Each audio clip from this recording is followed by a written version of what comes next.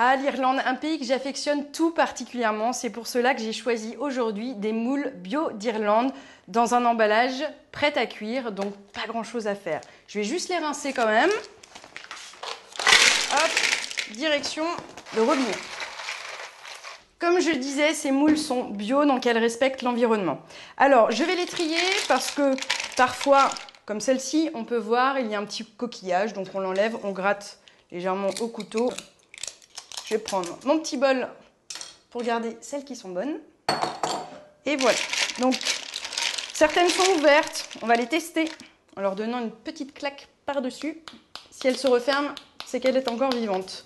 En l'occurrence, celle-ci, elle n'est plus vivante, donc je l'enlève. D'autres sont cassées, donc pareil, on n'hésite pas à les enlever. Certaines ont un petit filament qui s'appelle le byssus. Donc ça aussi, c'est pas agréable sous la dent, on le retire. Et voilà, j'ai bien trié mes moules.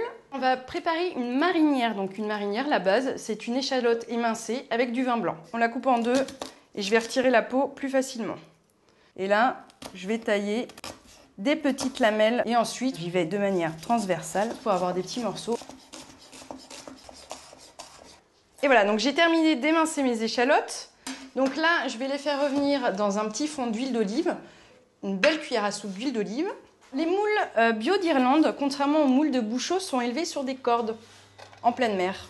La différence, c'est qu'elles auront une taille un petit peu plus grosse. Mon échalote, la couleur devient bien transparente, donc je vais pouvoir déglacer avec 10 centilitres de vin blanc. Je porte le tout à ébullition et là, j'ajoute mes moules bio d'Irlande. On remue bien, il n'y a plus rien à faire, il suffit juste de les couvrir.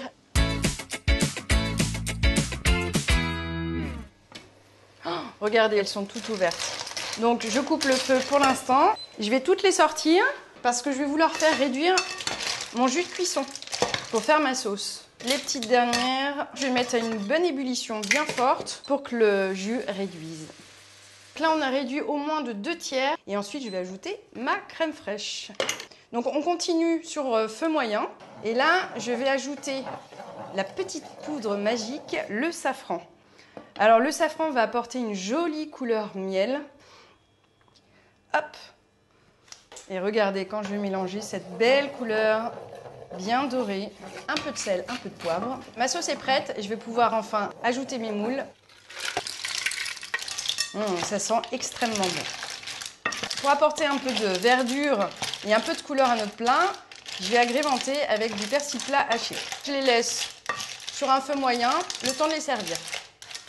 L'amertume du safran se marie très bien avec les moules. La petite touche finale, le persil plat.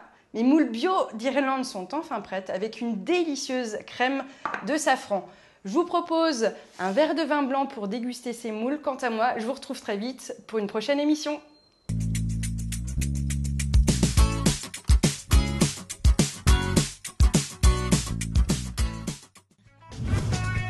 Auchan.